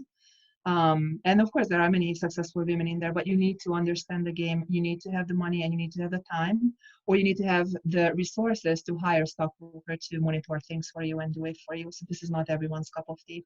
And that's exactly why the industry came out with mutual funds. So mutual funds are very much like a pie. And listen, I'm a foodie, so I'm going to explain this to you. Pie has multiple ingredients and it comes in many flavors. So we have the cherry pie, the bumbleberry pie, the strawberry rhubarb pie, the pecan pie, the blueberry pie. You get the idea, okay? And of course it has multiple ingredients. Now, obviously, each recipe comes with a chef that created that recipe. So that would be our portfolio manager, who is, and it's not just a one person, it's usually an entire team who are actually monitoring the worldwide stock exchanges in terms of how the individual components are doing. And they actually have the discretion of removing one component or two or three if they're not performing to the overall strategy of the fund. So let's assume they have the right to remove this blue thing and replace it with something else that is still within the strategy. Because most mutual funds come at least with 25 different components. Similarly, you find out that right now I'm on a keto gluten-free diet and you're nice enough and you actually want to create something good for me and invite me to your home once this COVID thing is over. And you are replacing your pie recipe with something that I'm able to eat with my current diet. Same idea. Okay, so you're replacing the flour with something that is gluten-free and so on. Make sense? Okay. In theory, you have unlimited growth potential, but the reason why I put it into parentheses is because we need to be honest about that as well. If you have very small amount of money, a very low risk tolerance, and a very limited time, don't expect, miracles. So you really, money makes money, but typically you have to have some risk appetite and some time involved. Now, do we have any guarantees on mutual funds? No, we do not. We remember what happened 2008. It was raining and boom, it went all down. And we also remember what just happened in March, actually. It went down as well. So, those of you who invested in mutual funds, I really hate to tell you, but right now your best bet is honestly just sit tight and sip your tea. That's what it is. If you actually access it right now, you are actually short selling those funds. So you lock in the price that is lower than when you bought it for.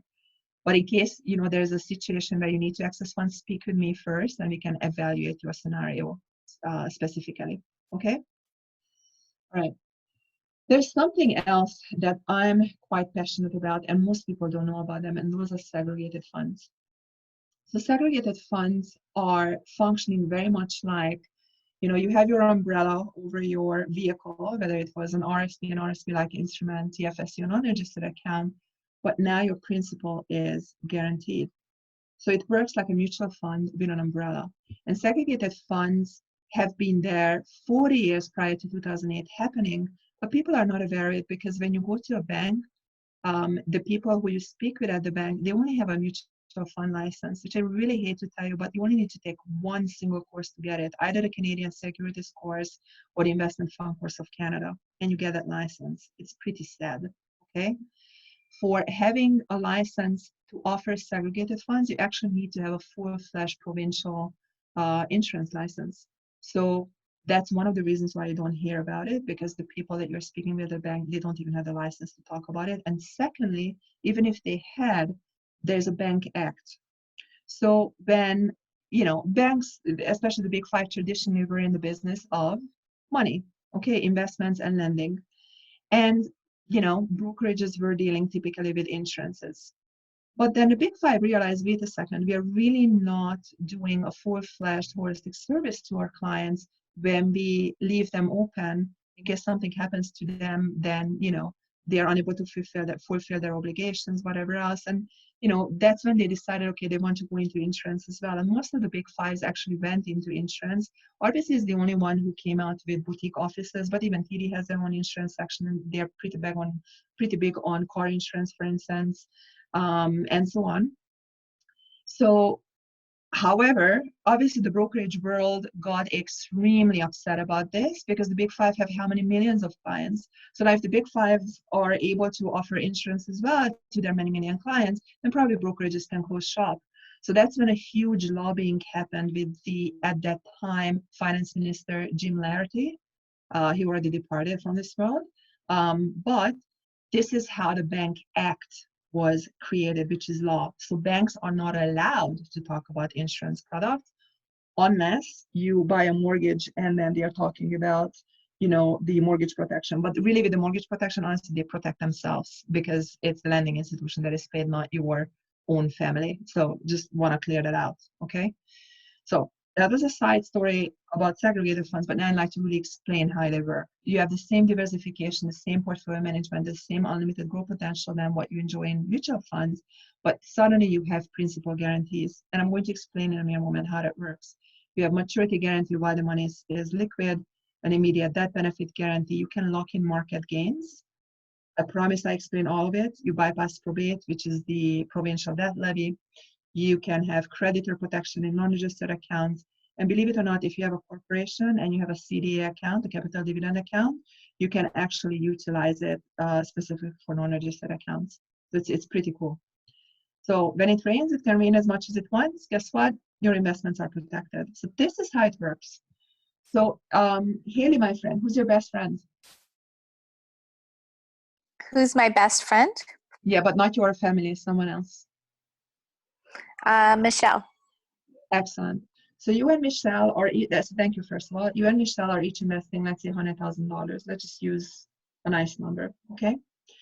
Let's say you are going with seg funds because you understand them and you appreciate them, and Michelle just simply walked into a bank and she bought mutual funds. For you, immediately your guarantee is the $100,000 because you have your principal guarantee. Markets just went down, but you're not affected by it in any shape or form. So the dark blue would be what would be the market value, but it's not affecting you in any shape or form. As markets start to go up, let's say in 2007, you decide to lock it in. Lock it in simply means that you reset your guarantee. So at that point, it's $130,000, and that becomes your new guarantee. Okay. Mm-hmm. Then 2008, it went up again, and you locked it in at let's say $140,000. So that is now your new guarantee. Okay. So even if obviously in this scenario markets did tank, they went down up to 50%, you're not affected. In fact, once the maturity happens for that investment, and like I said, it's liquid, so you can at any given point access it without any penalties whatsoever. So let's assume for a mere moment, you locked it in at $140,000, but you need to take out $20,000 for fixing that roof. Then all you've done, you just reduce your guarantee to $120,000, no big deal. Okay, you understand? Okay. Mm-hmm. So let's assume you didn't withdraw and it's fine. Then, once the maturity comes, even if the market is down, you are topped up and your new cycle starts at the higher amount that you locked it in. Now, obviously, if you never lock it in, then, whatever it just went up, that's where it starts. But I'm huge at monitoring my investors' accounts, and I definitely make recommendations when they should be locking it in. And I'm telling you, last year, there were people who made well over 20% return, and they are thanking me now that we did lock it back in the days, because now that markets tanked in March, they are not affected in any shape or form. And they just really appreciate that, everything is running at that higher number. So let's look at how, sorry, one sec, why is it going backwards? Okay, so you and Michelle invested the same 100,000. I have to explain the death benefit component of it, okay? So you and Michelle invested the same 100,000, and year one it went up to 110. And even though I called you, Haley, and emailed you and recommended you to lock it in, you just forgot about it because you were busy with the 3 boys. And you know, it was fine. Year two, it still went up, but this time you listened to the recommendation, you locked it in at 120K, and all is good. And then you and Michelle are going on a vacation. Where would you like to go? Jamaica. Excellent. So you and Michelle are going on a vacation because you guys are business partners or best friends anyways, and business is going well, and you just deserve to finally have some time off. And this is going to be a girls' vacation. So you guys are enjoying, you know, the turquoise seas, you know, the great food, the palm trees, the sand under your feet, you know, the music, the vibes, you know, everything is great. 3 weeks pure vacation, great fun. And then, you know, after that, you guys are realizing, you know what, let's go back to reality. So you're boarding the plane, and of course, you are flying first class. Let's assume it's pre-COVID, so let's not worry about COVID at the moment. And, you know, they are greeting you with champagne. And as the plane is ascending, suddenly over the Caribbean Sea, unfortunately, it goes directly into a hurricane, and it's not making it back to Pearson. And that's the time when markets are down to 75K. How much is Michelle's beneficiary going to get? 70 or the 75, whereas I would be secured at 120. Correct. Thank you for understanding. Appreciate it. So the reason why she said 70, because what, and we already had this discussion at one point at one of the coffee shops, but basically the problem is that even though the market is at 75, so in theory that's what you would be saying you would be getting, the problem is that the province of Ontario is also taking a debt levy. So even if you invested, let's say, in TFSAs, and that is tax-free for the federal government, still the province of Ontario wants to see a debt levy, which is the probate fees. So the first 50,000 of all your assets is bearing a 0.5% probate fee, and anything over 50% is an additional 1.5. It's a tiered system similar to municipal taxes. Okay. Now I have good news. None of the, oh, and in case you are investing with a brokerage, they might actually have deferred sales charges. So those will be coming out of it as well. Okay. Now, and you're bang on, you know, the stack funds would be free and clear of all of this, and it would be 120. I have good news, Haley, none of this happened because you remember, I believe in the law of attraction. So you guys just fell asleep because the champagne went in your head, but you're perfectly safely arriving in Pearson, and life continues. Sounds good? Sounds good. Thank you. Okay, so that's what I wanted to explain on investments, but in case you have any questions, because I wanted to share something that is new, but obviously I'm fully, you know, versed to talk about any and every of the other investments as well. I'd like to literally invite you to speak with me offline. Let's book a coffee chat that is individualized, and we can talk about your portfolios, okay? Because I promise that I'm going to show you how else you can utilize insurance to create wealth. And we only have another, I'm just checking the time, 20 more minutes or so. Yeah. So let's begin. Sounds good, ladies? Okay. So what many people don't know, but actually life insurance, believe it or not, can be utilized as an amazing tool of creating cash. You don't need to die for it though. Okay, so there are 2 different types of life insurances. One is term and one is permanent. So let's just understand what are they for and how we can utilize them best.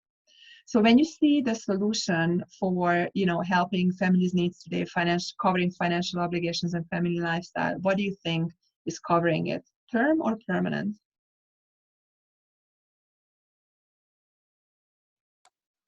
Sorry, Annie, on my end, you had broken up. Can you repeat the beginning of the sentence? So when we look at the 3 listed needs or solutions, okay, which type of life insurance is covering those? Is it term or is it permanent? Term. Correct. And why are you saying that, Haley? Because term is cheap for buying it in large quantities, and it is short term. So Like for example, I have 3 million in term, so that if something happens to me during my earning years, my husband and kids are okay. Whereas to buy, for example, 3 million in permanent insurance is a lot more expensive. And the permanent insurance for us is more of an investment vehicle than an actual need for a death benefit. So yeah, the low cost of term, it's a buy now. Hopefully we don't need it now, but if we do, there's a lot to cover it. Absolutely. And I mean, you are definitely more understanding than most people. So thank you very much for sharing your experience as well. And you were bang on when you said that, you know, this is the need today. It's a short term. And you specified the earning years. So before we create our Freedom Day, and you remember, we have to go back to the previous slide when we talked about the 4 legs of creating wealth. Once you no longer need to wake up each and every morning and money is still flowing through to you with those residual income. So as long as you have to actually wake up, you have to plan for plan B in case you're responsible for things such as your own family, such as certain financial obligations like mortgage, other type of loans, and so on. And the family lifestyle, like how would the family live without your income, right?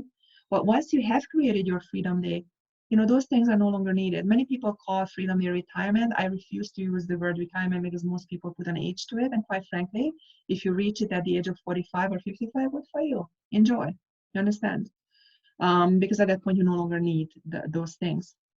At the same time, if you actually want to plan with regards to your estate, you know, take care of those pesky, you know, estate taxes that we briefly mentioned earlier, and you want to leave a legacy for your family or for a charity or, you know, whoever you want to leave it for, or you want to take care of final expenses, that's when you need to look at permanent needs. And honestly, what I saw so far, permanent needs tend to be much lower in terms of the amount that you need than the term needs. So again, you know, this is definitely something that I would want to take as an offline discussion with you guys just to evaluate your own situation and what is needed and what is not. And in case you already have something in place, fantastic. What I usually do as well, I just review it just to give you a peace of mind. And when you have something good, at least you sleep better. So I'm one of those who actually tells you when you have something good. Okay. So let's look at and compare term with permanent. And this is honestly the only time when I compare apples with oranges. Okay. So just as Haley said, term only covers you for a period of time. And the industry has anything between 10 to 40 years. Versus permanent covers you for life, for your life. Okay. So no matter how long you live, they have to pay. Versus when you have a term that, let's say, covers you for 30 years, just as Haley said, for 30 years, what happens after 30 years? You just paid in all that money, and yes, you know, initially it's cheap, but do you see anything back from it? No. Okay. The permanent, the insurance company assesses the risk and understands that they have to pay no matter what, because there are only 2 things certain in life, those are death and taxes, and they go hand in hand. So they know that they can get out of it and they have to pay, and that's why the premium initially is higher on a permanent. But let's just really go over the proper need. So the financial obligations definitely should be covered with term. And I just like to really, you know, point out something, because we talked about real estate. When you buy a real estate and you need to take, let's say, mortgage, most lending institutions will be offering you mortgage protection. And in case you find that that's the best thing that you should be doing, go for it. But I need to explain something, how it works. Let's say you are taking a $500,000 mortgage, and that's the loan that you're taking out. As the mortgage is going down over time, okay, you still pay the premium as if you had still the 500,000.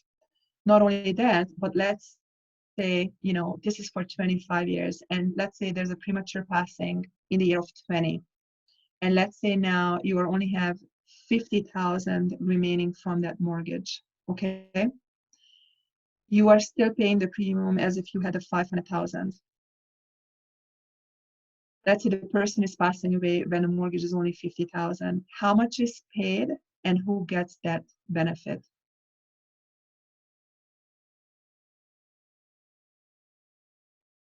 Kelly, you have been so interactive. Can I utilize it? Yes, for sure. They only have to pay the remaining mortgage balance, and the benefit is to whatever bank or institution your mortgage was with. So Correct. there's nothing that goes to your family or loved ones. Correct. Even though you did pay the premium as if it would have been 500,000. Thank you. And that's correct. So that's a big beef that I like to really point out. Also, for most mortgage applications or mortgage protection applications, you have to qualify under a standard rating, meaning you cannot have a serious medical condition, serious even considered something like a cancer history, something like diabetes, whatever, cannot. So so that's definitely something. Also, if you're a non-smoker, you automatically actually pay a higher rate because with mortgage loans protections, they don't give you the benefit of a healthy lifestyle, which when you have your private insurance, you actually get a lower rate being, let's say, a non-smoker. So I just really want to point out this to you so that you understand when you are offered it. It's better to have that than nothing, hands down. But in case you want to explore opportunities, okay, can I have something that is maybe different and is if I pay for the 500,000, it's gonna pay 500,000 if I pass, no matter how much is my mortgage, then I certainly invite you to have a discussion and get your own term insurance for that. As well as, especially if you have a healthy lifestyle, you will be rewarded with a lower premium. And if you have a health history, we can actually get it through and we can still protect you versus the bank might not be able to. So just really wanted to point it out to you. Okay. Also, with regards to if you are let's say getting a term insurance and you're not getting it for the right term that you truly need it for, because it's one thing that you take your mortgage, let's say, for 20 years, but if you have small kids and you are young and you plan to retire, let's say, in 35 years, then maybe actually the term should have been a 35-year term as opposed to a 20, right? So if you try to buy insurance as you age, unfortunately the price will go up. And why is that? Because insurance is bought with three things. And guess what? Money is not one of them. The three things are your biological gender. So if you were born as a woman, good for you, because insurance is typically cheap for women compared to men. Your health, which can change in a heartbeat, and your age, which is going up every time. So when is it a good time to have an insurance discussion? It's always the now, because by tomorrow, it can be different, right? But again, if you have something, I'm happy for you, and we can just review how does it make sense for you. The permanent is taking care of the pesky taxes. It helps with final expenses. One of our friends' mom recently passed away, and it was absolutely brutal. Like they had to pay, I believe, like $35,000, and it was not even a casket funeral, but it was an urn and whatever. Like the funeral homes are expensive looking for a good reason. They are expensive, so we need to have some strategies for that as well. And you want to leave a legacy. Maybe it's optional. It's not everyone's cup of tea. Okay. And the permanent, the good thing about permanent is that if you do qualify to actually get it, and most term insurances, depends on a company, but most term insurances can be converted to permanent without requalifying again, and that's a good thing as well. Okay. So once you lock in the premium price, it's not going to go up no matter how old you become, which is a good thing. Okay, there are different permanent insurances, but my personal favorite is Universal Life, and I'm going to tell you why. Because this is the only money-back insurance. The tax rules around insurance have been changed as of January 1st, 2017. Prior to that, you had other options such as Whole Life to create cash. That is no longer available. So you no longer are able to take money out of Whole Life policies. You actually have to assign them as a collateral against a loan to a bank.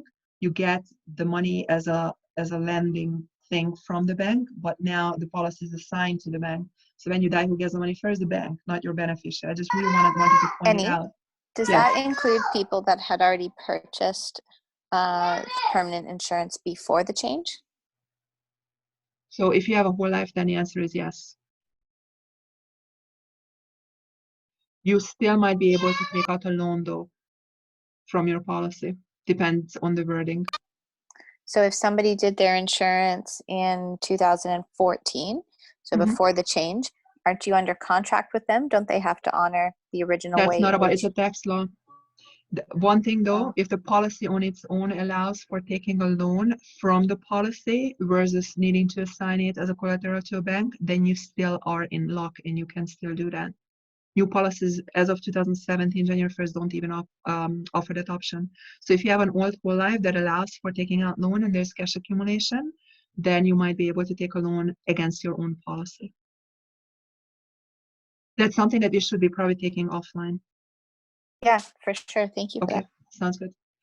Okay, so now there are different ways to design a universal life, and honestly, the only way that is good for you and not for the insurance company when the death benefit is increasing. So it's not just the initial death benefit value. The insurance company calls it the face value that is paid, but more as the money is accumulating. However, the cost of insurance is level. I've seen all kinds of variants to this topic. And honestly, as the cost of insurance is rising, it's eating up the cash accumulation. So if you have a policy, I encourage you to review it, and if you want me to take a look at it, I can do so as well, and it can be always switched. Okay, so this is how it works. Let's assume for a mere moment, and I'm just using easy numbers, and no one has to look at these numbers. I'm just using easy numbers that there are most people understanding. Let's say you have a permanent policy that's covering you, let's say for $100,000, and it's covering you like a bracelet for life. Then you also have this lovely little cash accumulation thing, which you have here, because the money that you are paying in is doing multiple things. It's covering the cost of insurance, but you can prepay it just like you're prepaying a mortgage. So once you pay off the mortgage, that's in 20 years, the property title is now fully transferring over to you. Similarly, you are prepaying your policy, let's say in 10, 20, whatever years, and then you don't have to pay forever, but it covers you forever because you own it. There's ownership involved. But from the premium that you are paying, some of it is actually going into the cash accumulation, which really is supercharging your savings. The CPA organization, which is the accounting association in North America, actually calls it TFSA on steroid because the money grows tax-free. And you can take up to 90% out of it while you are alive, tax-free. It's huge, guys. At the same time, whatever you're not taking out will also be paid upon passing, so the policy value is rising as well. In addition, if going down the road you have a term obligation because you're buying properties or you have a family or whatever else, you can add up to 5 term riders to it. Term rider means that additional term policies. It's like, the Pandora bracelets where you're putting those little chimes on, or Christmas ornaments or Christmas tree, like whichever correlation you want to use the same thing, and you can take it off as well, right? So it's extremely versatile as such. And I'd like to demonstrate something to you because this is actually a client of mine, and obviously I changed the name. She's clearly not called Jane Doe, but she was a 32-year-old very healthy female. And because she was so healthy, we were actually able to reward her, and she actually got optimum rating, which is the lowest possible premium price that anyone can get. So her main concern was to create tremendous wealth for herself, as well as leaving a legacy for the people that she loved. So she started off with a 500,000 policy, and she said she wants to put the absolute maximum that she can put in there over time. So here are some numbers. Just to maintain the policy's tax-exempt status from the actual premium, we, the insurance company, are obligated to pay 2% to the province of Ontario. And therefore, you as the investor or insured are getting a tax-free growth, okay?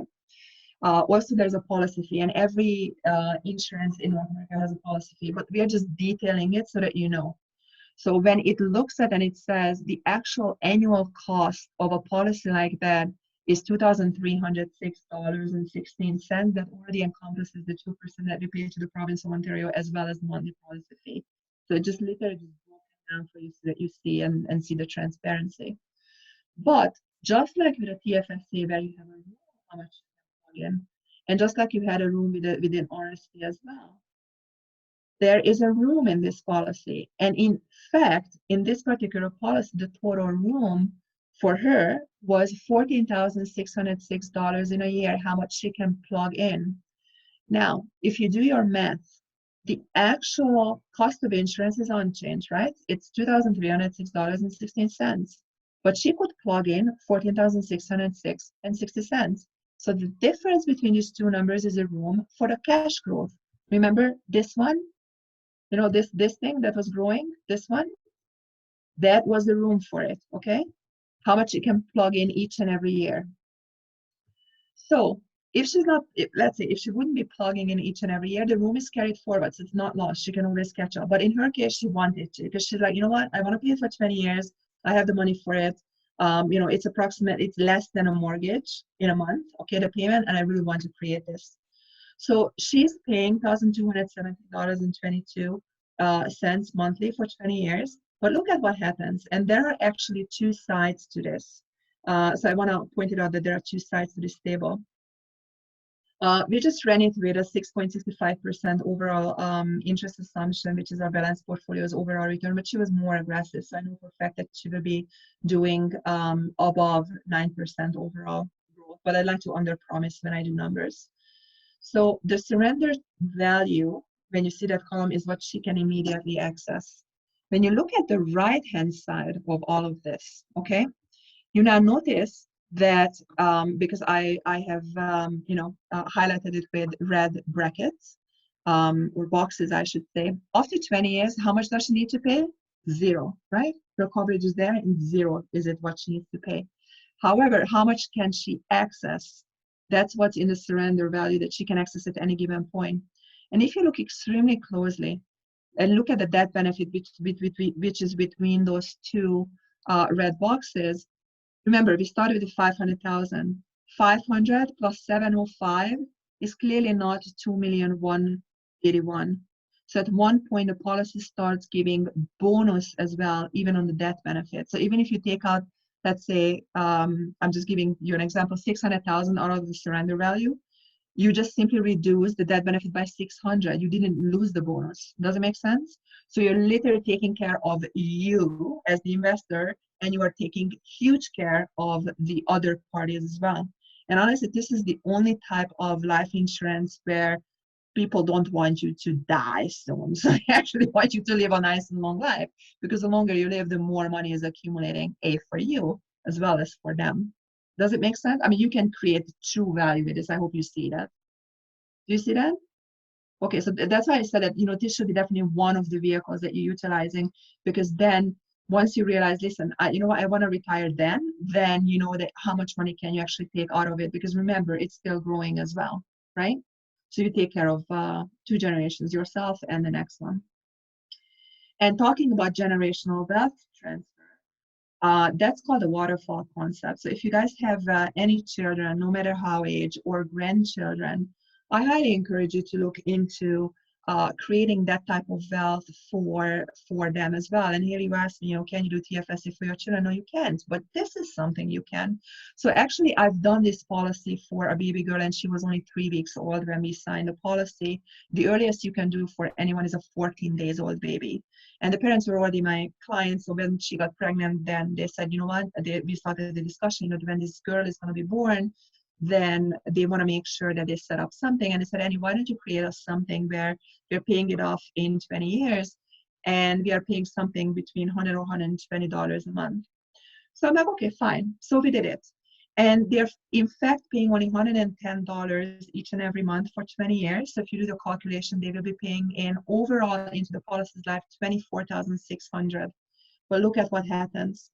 Basically, by the time they stop paying into the policy, they will be able to take any and every cent they ever paid into the policy and more, and they still have a life insurance. And again, I'm running it on a very low growth, and I know that these guys are also highly aggressive. I know that I'm severely under promising what will happen for them in terms of the growth, but that's the German of me. I like to under promise and over deliver. Okay, so even in this one, for this particular little girl, and by the way, she's 3.5 now, so she's awesome. But the bottom line is that by the time she's in retirement age, she will have well over $500,000 that she can take out of this policy alone, even if she never actually put any cents aside somewhere else. So this is something extremely powerful when you buy something like that for your children or for your grandkids, you truly take care of two generations, and this is an awesome gift. It's an awesome gift. That's something that I just like to really point out. Sounds good? Questions? Eni, I know that there's been some rumblings in the news about changes for our ESPs. I guess this is probably an offline question, but for grandparents that were paying into our ESPs, both with the traditional RESP companies, which aren't so great, as well as with better institutions like Manulife, is it possible to convert with minimal fees those No. policies into something like this? No, unfortunately not.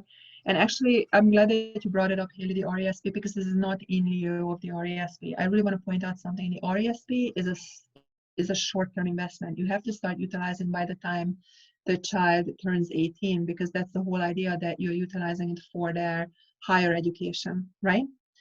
Versus if you really look at it, this is a longer term investment. So if I would be in the scenario of that individual, and actually that's exactly what you're doing, we are doing both. So we have the RESP for the kids to make sure that they have funds by the time they go to university to start blowing it. And once those funds are depleted, then we also have the UL, the Universal Life, for them that now we can take out as well and supplement it, right? So these should be hand in hand. The RESP, and to your question why you can't convert it, because the RESP is specifically meant for the higher education, and the government is supplementing and putting in some extra in it, right?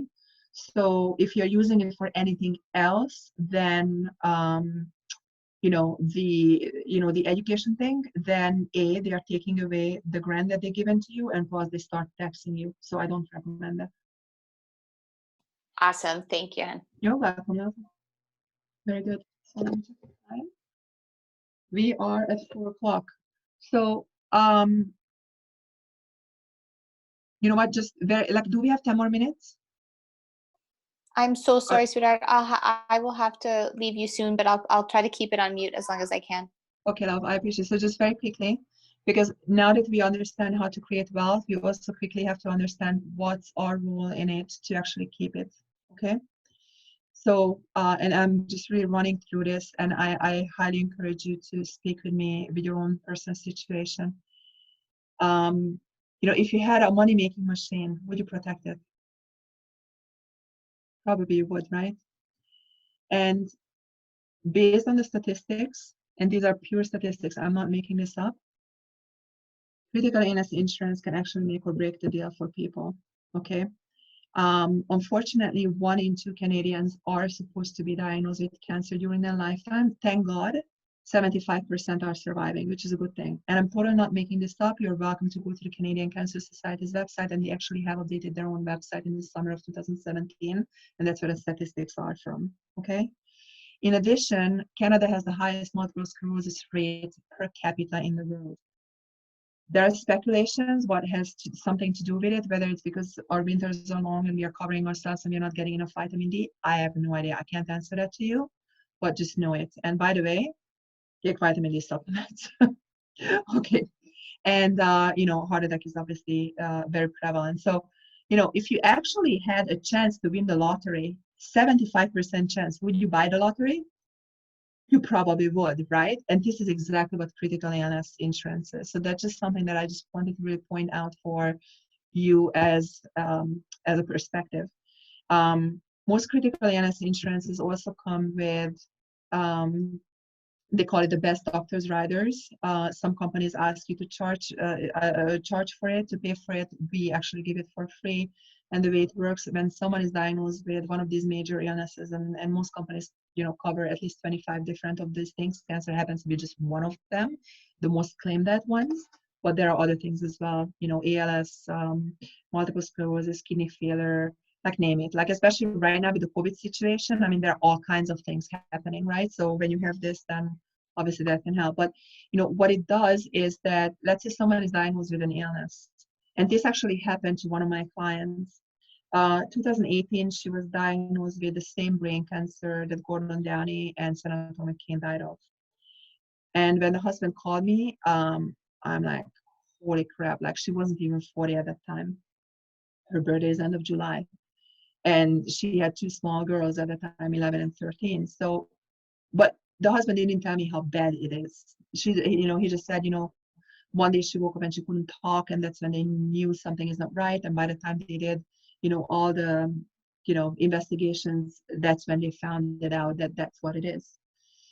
So long story short, I'm going to the Ajax hospital just to visit her, and I bring my flower, the chocolate, the card, or whatever else. And suddenly I see that, I put down, on the side table, and suddenly I see her, and she's, just lying in the bed, and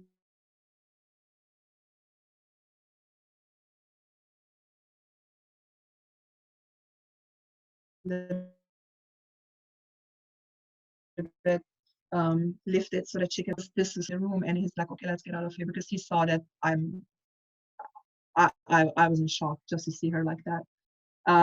Anyways, and then so he's like, okay, how do we make a death claim? I'm like, Lito, she's still alive. He's like, yeah, but they gave her 2 to 3 weeks. They were not the success. Long story short, only at the time, but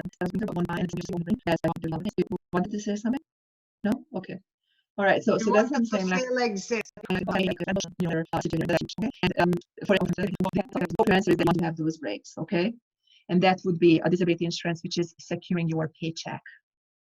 So in case there's something that is, let's say, not even as severe as a cancer, just simply, a car accident that I went through, and you have, severe injuries that you need to heal, your income still needs to be replaced, right? And if you have business expenses, those should be replaced as well. So here is some statistics for you, okay?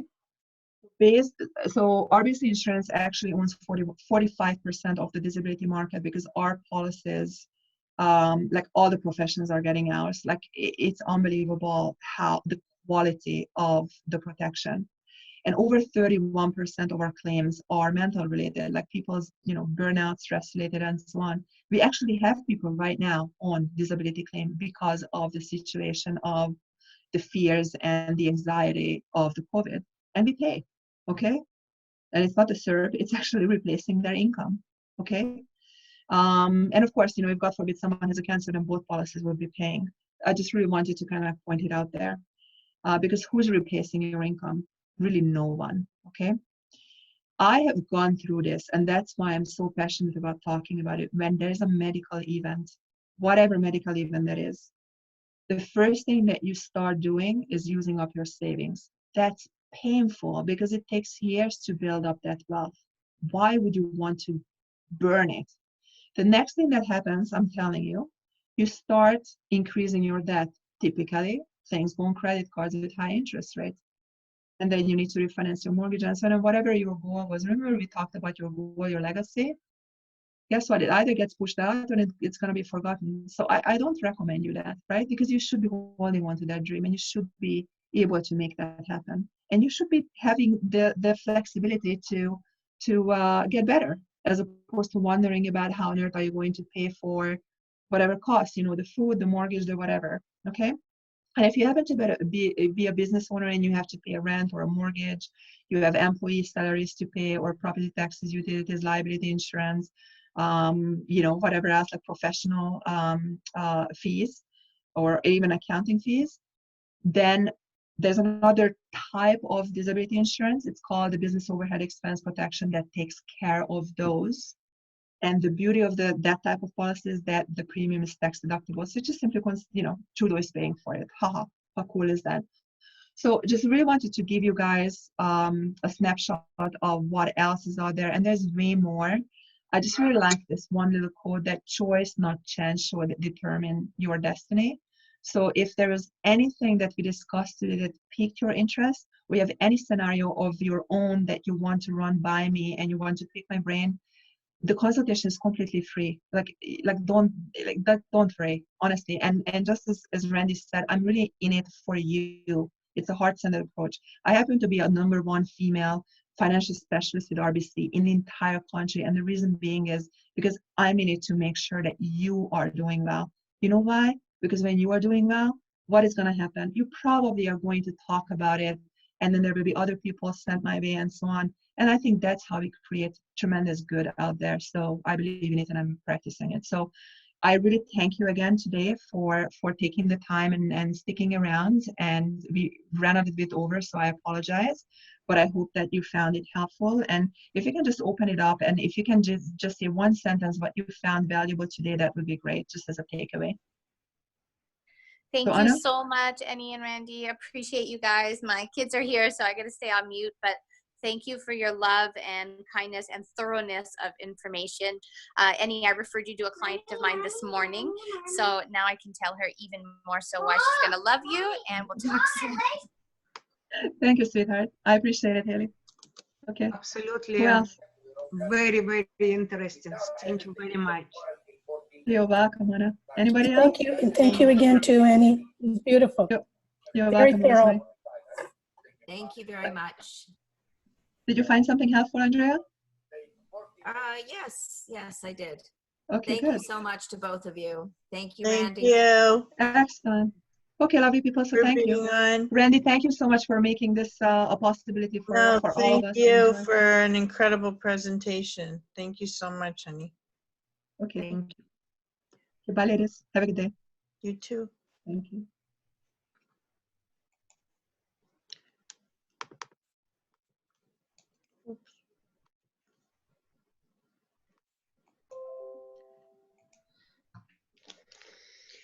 Okay. Thanks, Anna. Have a great night. Thank you.